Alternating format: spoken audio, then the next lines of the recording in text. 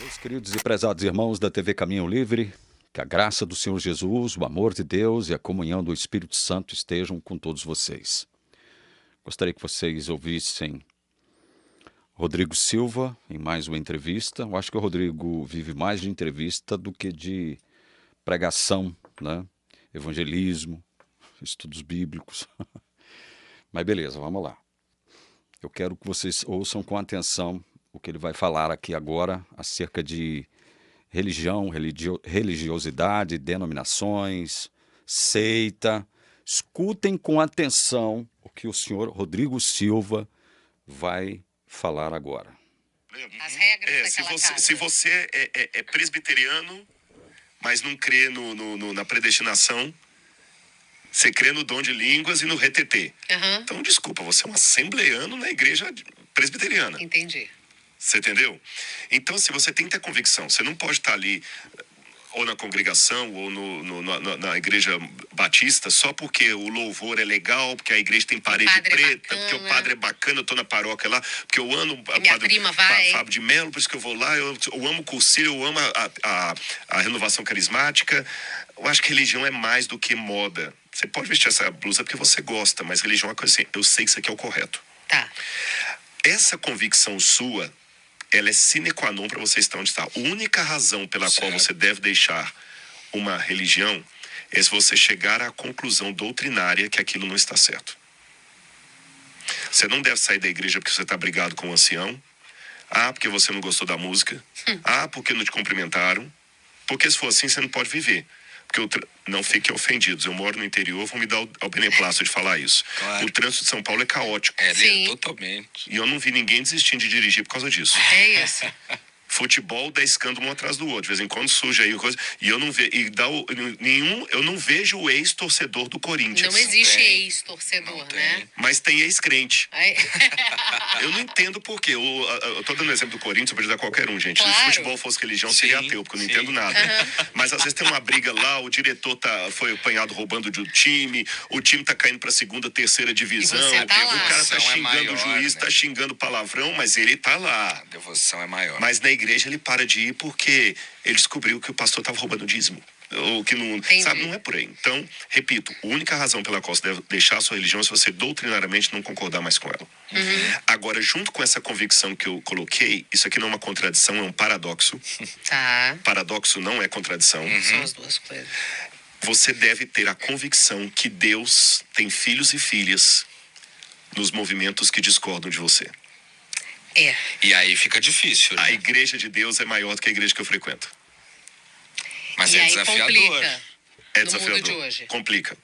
Complica porque o nosso ego é que o céu só vai ter gente que torce pro meu time, gente que segue minha Isso. religião e tudo mais. E, desculpem, isso é característica de seita. Tem gente que acusa o outro de seita, Sim.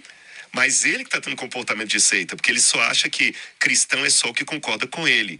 Quem não concorda com ele é seita. Então ele que tá tendo comportamento de seita, porque um dos emblemas de seita é achar que só ele que tá certo e que o resto tá perdido. E a gente falou sobre isso. Eu tenho que rir mesmo, eu tenho que rir. Eu não posso chorar, eu não posso ficar zangado em ouvir tanta incoerência, tanta contradição, tanta basófia por parte de um cara que é doutor em teologia. É de rir. O cara fala de algo que a igreja que ele defende, a qual ele pertence, faz. E o que é que ela faz? Aquilo que ele acabou de condenar de forma falsa, de forma hipócrita, de forma enganadora. Esse cara, ele é... Eu não sei... Veja, eu não vou fazer juízo de valor do Rodrigo Silva. Eu não estou aqui fazendo juízo de valor dele. Eu não estou dizendo que ele está perdido, que ele não é um cara honesto, que ele não é filho de Deus. Não é isso que eu estou dizendo. Mas esse cara, ele é tão tão hipócrita quando ele fala dessas coisas, quando ele procura falar de religião e fala que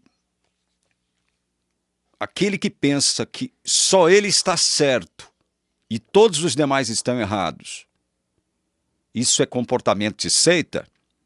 O que ele está denunciando? Ele está denunciando a seita a qual ele pertence, cujo nome é Igreja Adventista do Sétimo Dia.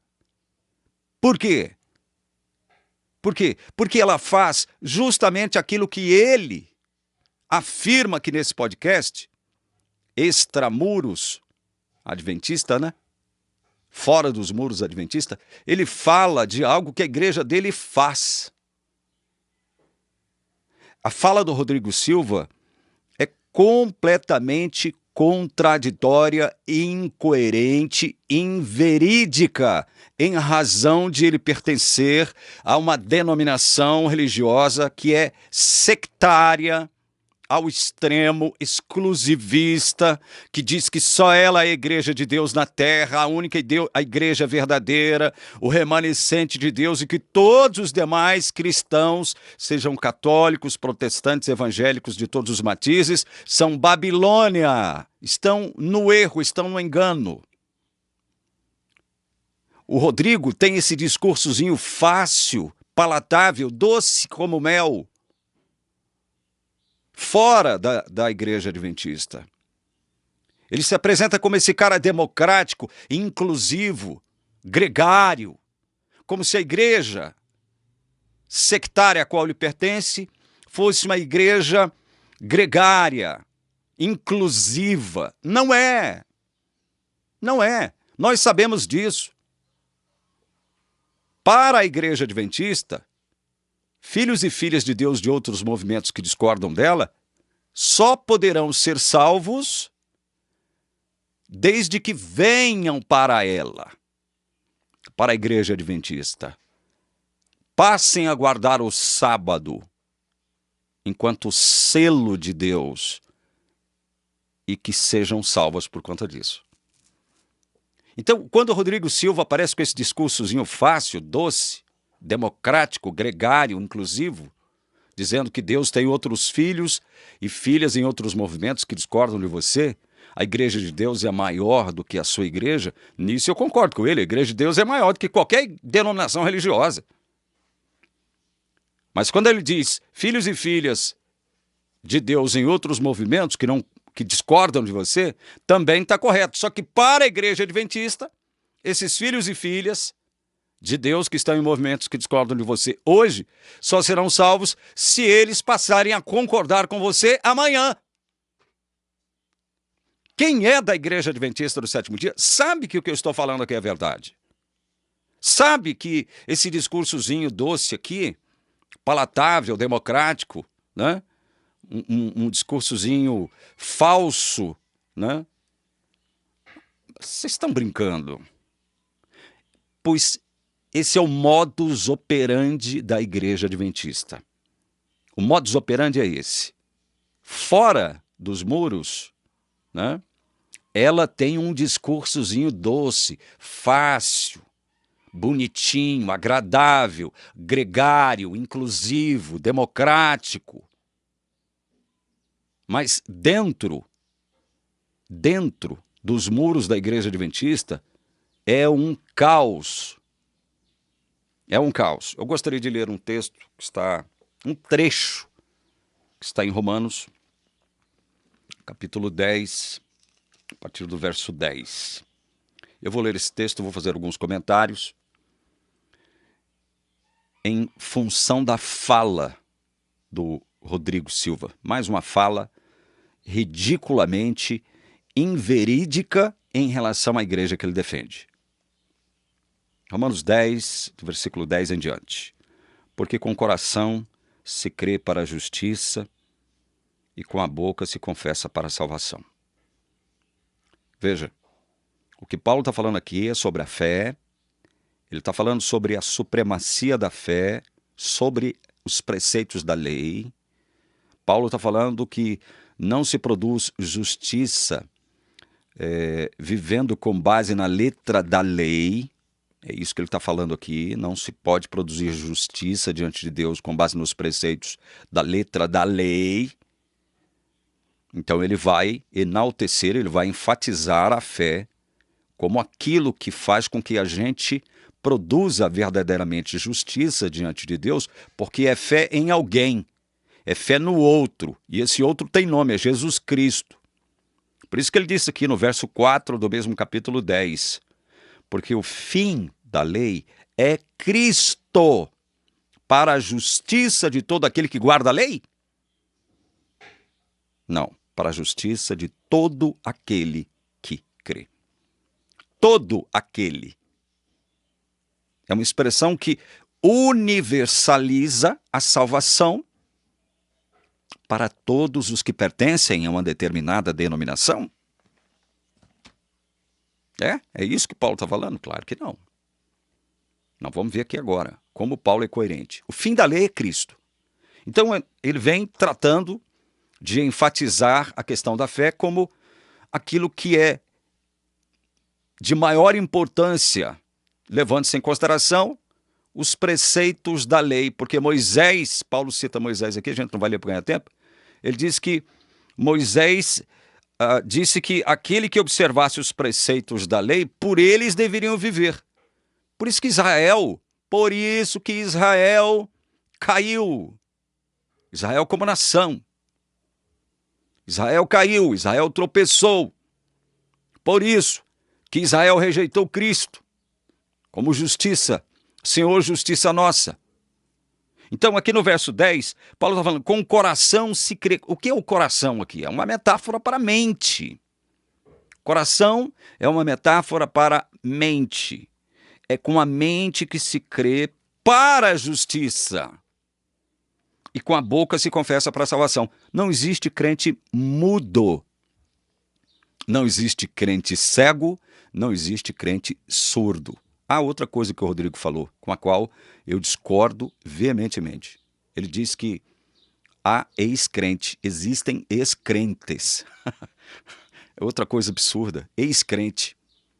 A pessoa que deixou uma denominação religiosa porque não crê mais em Deus, ou em Jesus Cristo, ou no Espírito Santo, significa que ela nunca foi verdadeiramente crente. Até nisso, esse cara é fraquinho. Até nisso ele é fraquinho. Então vamos lá. Verso 11. Pois a Escritura diz, todo aquele que nele crê não será envergonhado. O Paulo não está falando, olha, todo aquele que for judeu, todo aquele que for de determinada linhagem, de determinada etnia, de determinada denominação, com determinadas regras, com determinadas leis, com determinadas normas. Não, ele deixa claro a supremacia da fé. Todo aquele que crê não será envergonhado. Pode ter certeza disso.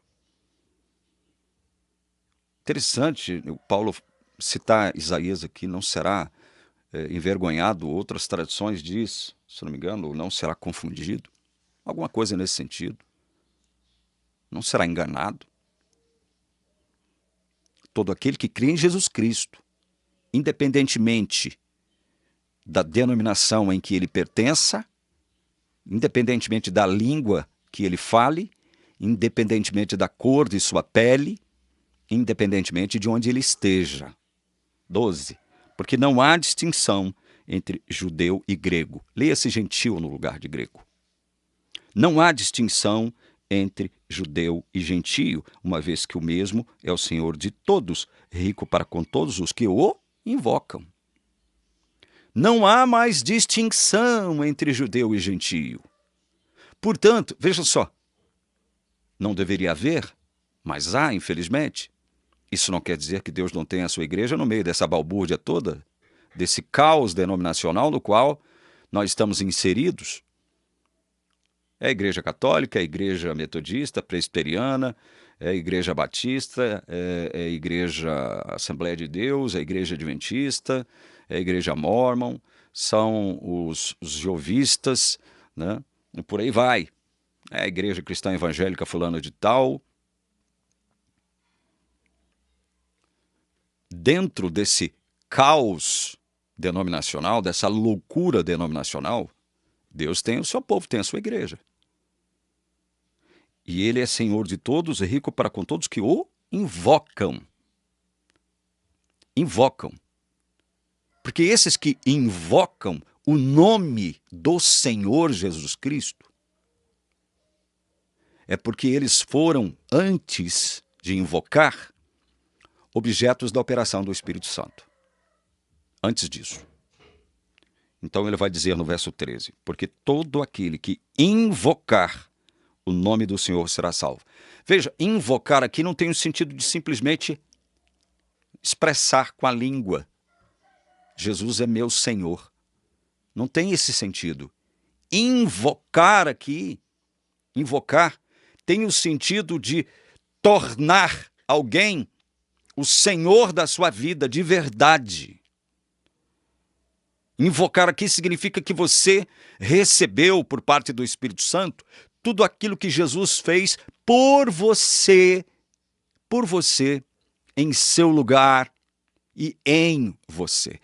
Esses que assim são objetos da operação anterior do Espírito Santo, invocam com todo o coração, com toda a mente, invocam Jesus como Senhor de suas vidas. E ele está dizendo, todo aquele que invocar o nome do Senhor será salvo. Independentemente dele ser judeu ou grego ou gentil. Não há distinção mais. Não há mais distinção. Acabou esse negócio. Falar, a igreja tal é a certa porque guarda o sábado. Vai dizer o adventista. Acerca da sua própria igreja.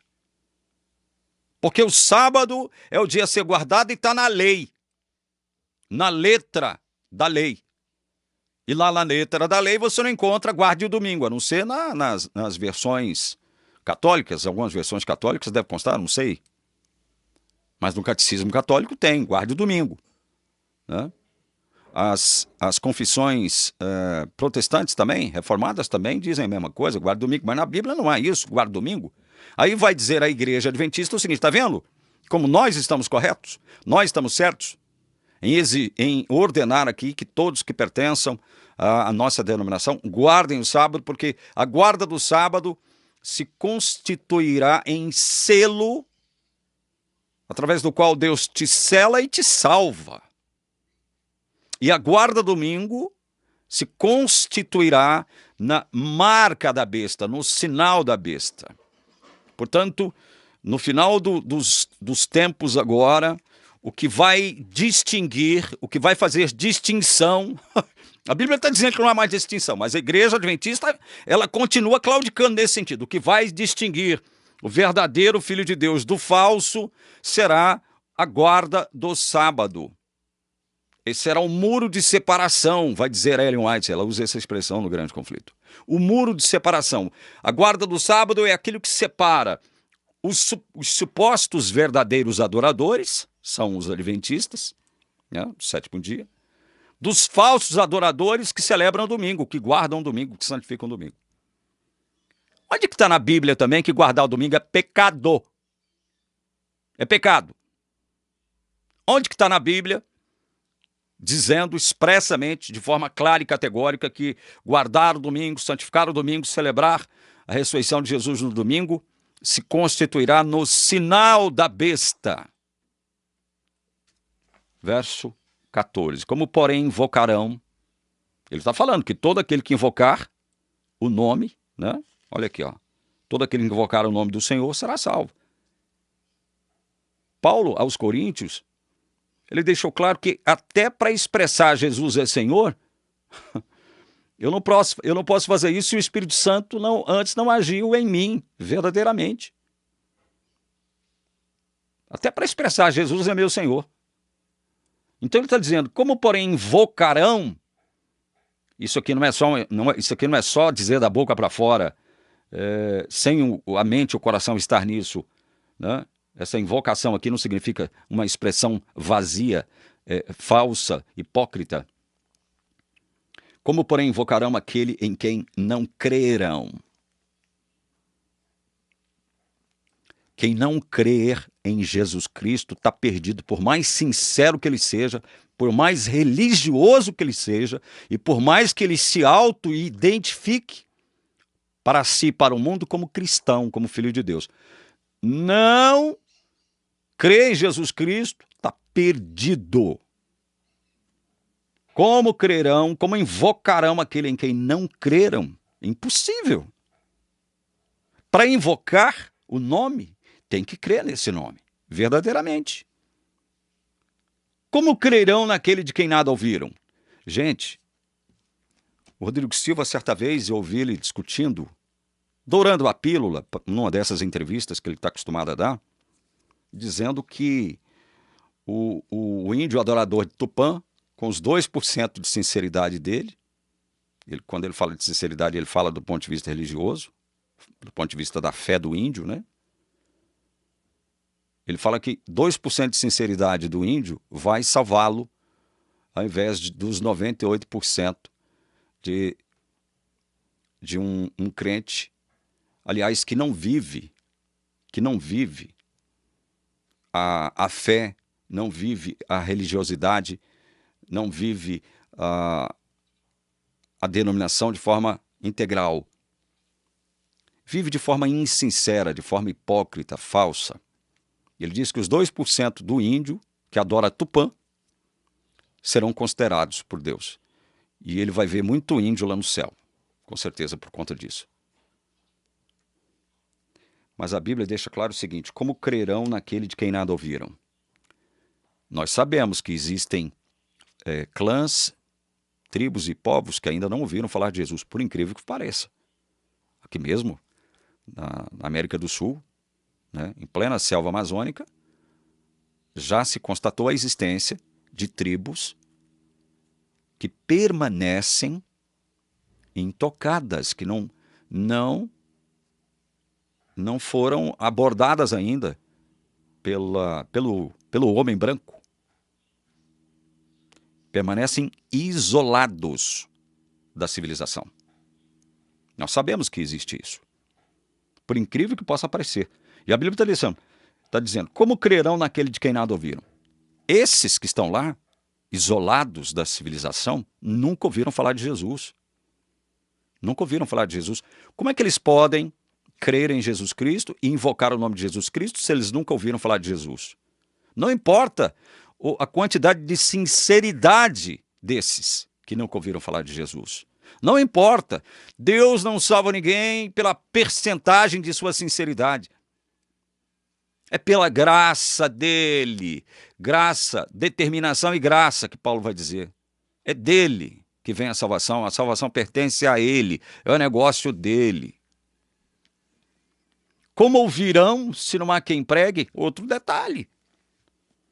Como é que esses de tribos, povos e clãs que vivem isolados da civilização, como é que eles ouvirão se não há quem pregue para eles? Se não tem quem os alcance através de algum meio, de algum método, já que eles vivem isolados da civilização? Como é que eles poderão crer se não há quem pregue? Aí Paulo já entra na questão da fundamentalidade da palavra, como aquilo que gera, como aquilo que produz fé. Ele vai dizer aqui, como pregarão se não forem enviados? É uma sequência de argumentos que Paulo cita aqui, para deixar claro que todos aqueles que invocarem o nome do Senhor serão salvos. Como pregarão se não forem enviados? Como está escrito, quão formosos são os pés dos que anunciam coisas boas. Mas nem todos obedeceram ao Evangelho. Aí ele vai dizer algo terrível acerca do seu povo. Acerca do seu povo, o povo judeu. Pois Isaías diz, Senhor, quem creu em nossa pregação? Isaías questiona isso. Se não me engano, no capítulo 53. Quem creu em nossa pregação? Paulo está falando isso, levando-se em consideração o seu povo.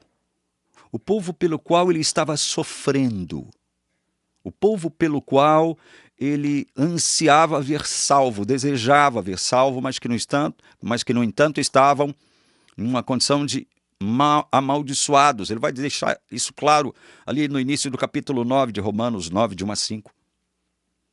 Senhor, quem creu em nossa pregação? Aí ele diz, e assim a fé vem pelo ouvir. E o ouvir pela palavra de Cristo. A fé vem pelo ouvir, o ouvir pela palavra de Cristo. Mas veja, escuta só, Paulo vai falar sobre isso aqui. Ó. Mas pergunto, será que eles não ouviram? É claro que sim. Então por que eles não creram?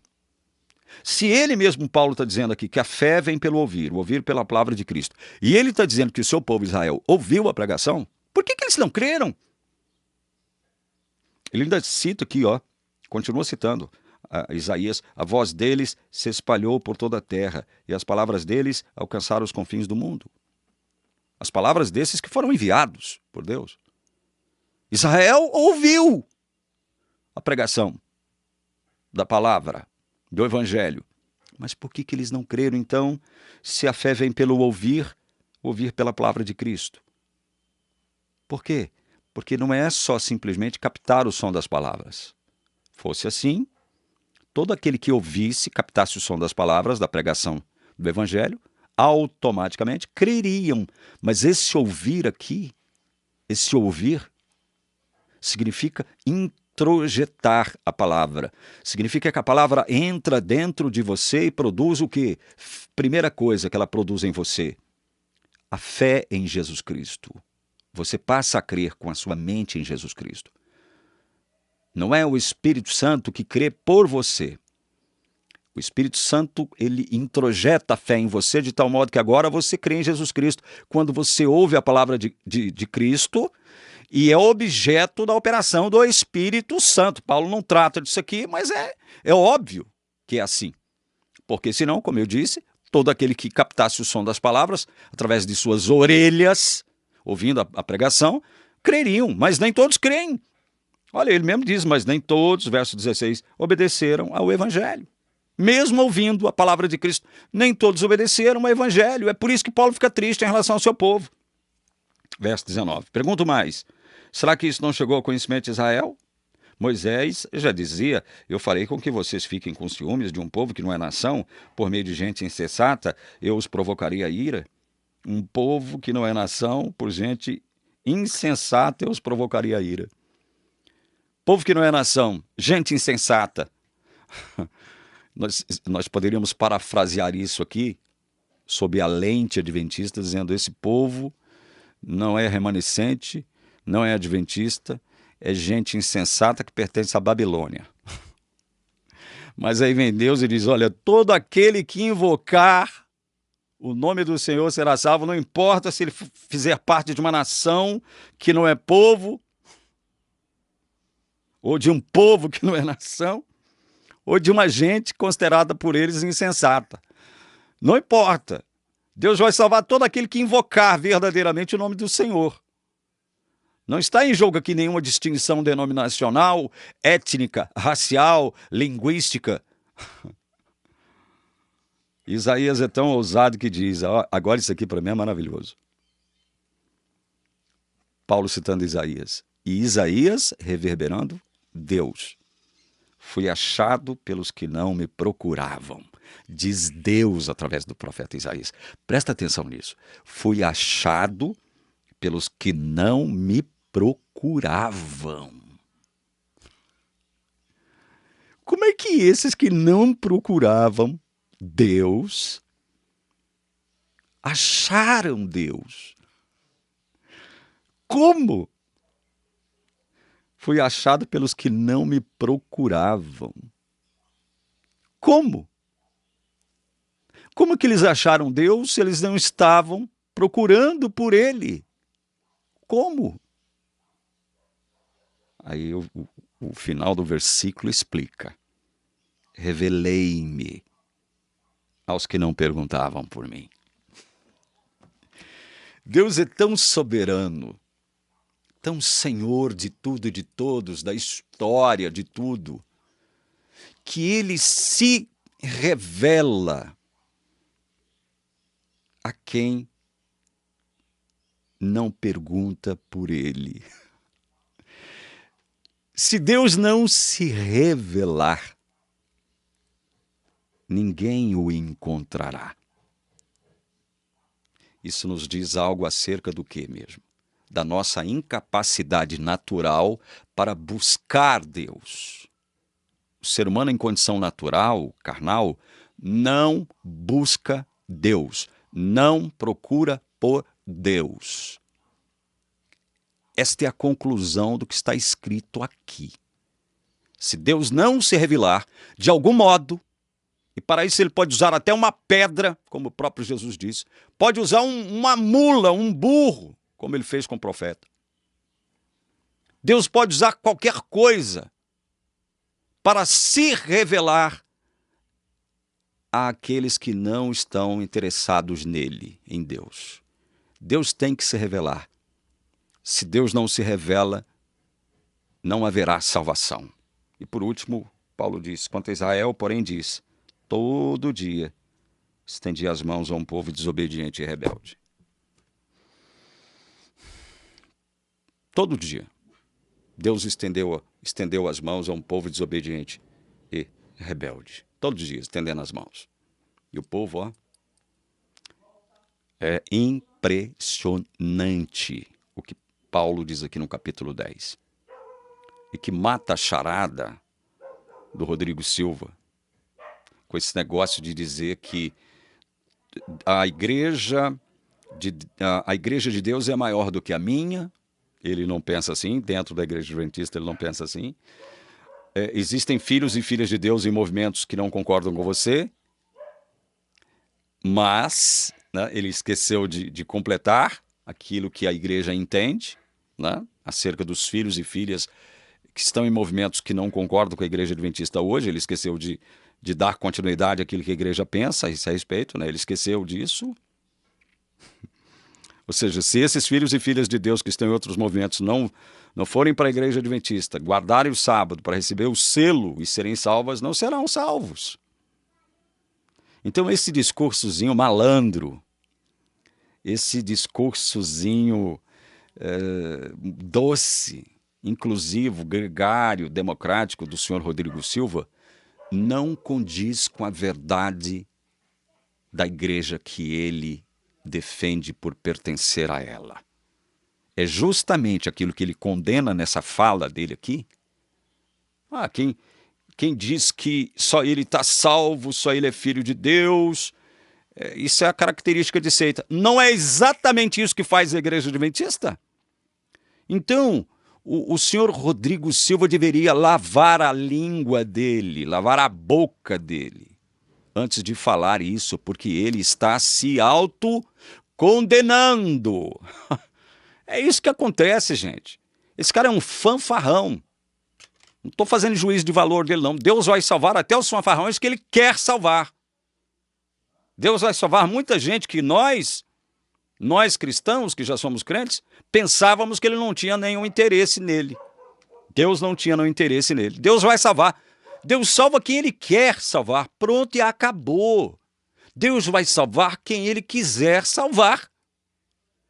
E para salvar, antes ele tem que se revelar. Porque se ele não se revelar, ninguém sai à procura de Deus. Ninguém sairá em busca de Deus. E não o encontrará se sair. É isso. Vou ficando por aqui. Que Deus abençoe você. Em nome do Senhor Jesus. Amém.